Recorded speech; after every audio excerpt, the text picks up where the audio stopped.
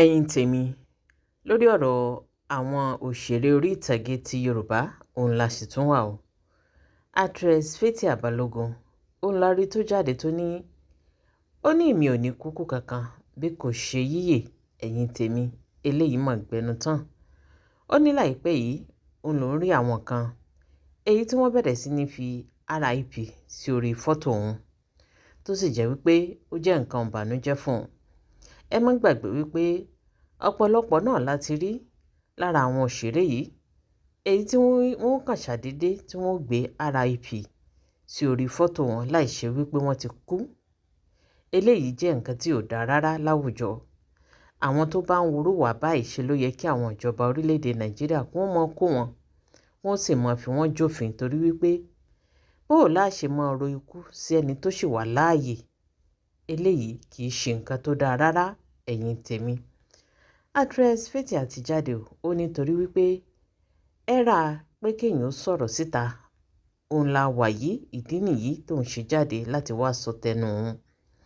bẹ́ẹ̀ sì ni ó mẹ́nu bà àwọn tí wọ́n ń fi fọ́tò fíìmù ẹ̀ ṣe advert lórí fíìmù míì tí ò kì í ṣe fíìmù titi ẹ̀ gangan tó gbé jáde.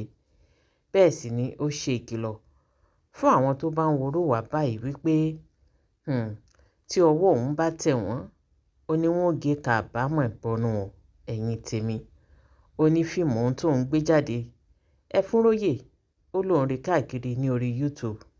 bẹ́ẹ̀ sì ni òun rí lórí àwọn platform kọ̀ọ̀kan èyí tí wọ́n fi fọ́tò fíìmù yìí tí wọ́n fi sí fíìmù míì láti fi lè polówó fíìmù tiwọn tí ò sì yẹ kó rí bẹ́ẹ̀ ẹ̀yin tèmi.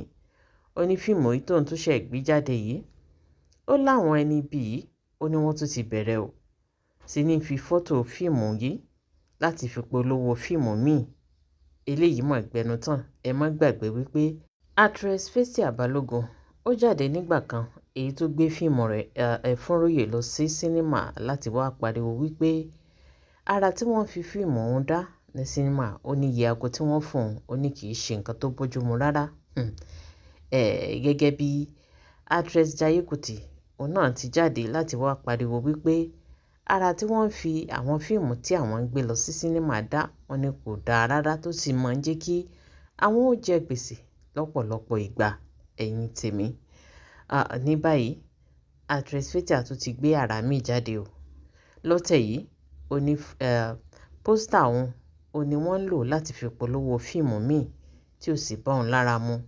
ó lẹ́nikẹ́ni tí ọwọ́ bá tẹ̀ ó lóun ó fi jófin o ẹ̀yin tèmi nínú fídíò èyí tó ṣẹ̀ ṣe láàárọ̀ yìí. kó tó di wípé a tẹ̀síwájú ẹ jẹ́ ká gbọ́ nǹkan tí Fathia sọ nínú fídíò yìí. Good afternoon, good evening, good morning, wherever you're seeing this from. Fathia family, since it's the era of explaining yourself all the time on social media to make people understand things, and you guys know that I'm not that person that comes out all the time to explain myself or to say this thing and that thing is wrong, but I think it's high time that I would speak out on this.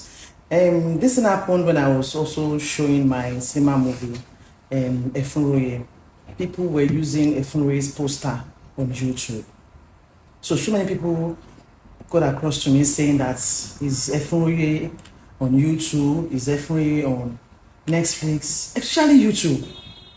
Now they are doing it again on Ajeoja, using Ajeoja's poster on another film on YouTube. Why are you so wicked?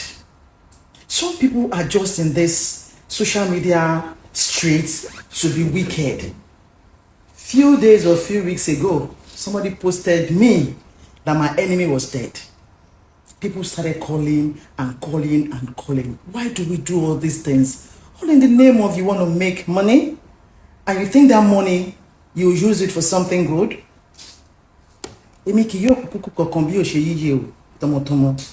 I'll stay long and I will eat the fruit of my labor. But that aside, but I just want to address this film thing that you guys are doing.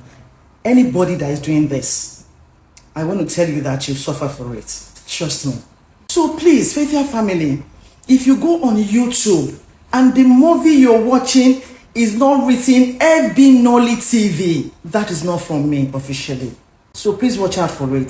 FB Nolly TV on YouTube is where you get to watch Ajioja the Marketplace. Thank you so much, everyone, contributing and supporting us in this movie career. God will continue to uplift and bless your family.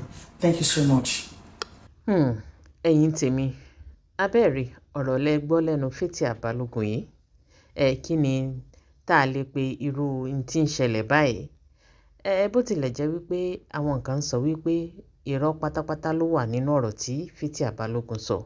Wọ́n ní kí ló dé tó fi jẹ́ wípé gbogbo ìgbà tó bá ti gbé fíìmù jáde, ó ní ó mọ wíwótòwótò ní ó ṣà wá nǹkan tí ó mọ sọ. Wọ́n ní tó bá fẹ́ polówó fíìmù tó bá gbé jáde kó polówó, wọ́n lè wò ní kó mọ parọ́, wọ́n lè wò ní kó mọ wíwótòwótò ní gbogbo ìgbà. Wọ́n ní ṣó nìkan ló wà nínú industry ni. Ẹ̀yin tèmi, ọ̀rọ̀ lẹ gbọ́ lẹ́nu actress Fathia Balogun yìí. Kí ni tẹ́yin náà rò lórí ọ̀rọ̀ tí actress èyí tó sọ sílẹ̀ yìí? Ṣé lóòótọ́ ni wípé àṣejù rẹ̀ pọ̀? Ṣé lóòótọ́ ni wípé gbogbo ọ̀rọ̀ tó ń sọ yìí láti fi polówó fíìmù èyí tó ṣẹ̀ gbé jáde ni? Ẹ̀yin náà ẹ bá wa dá sí. Gbogbo ohun tẹ́yin náà bá rò lórí ọ̀rọ̀ náà, ẹ fi dáhùn yín, ẹ fi sí orí comment section. Ẹ jẹ́ ká jọ sọ, ẹ jẹ́ ká jọ ire o.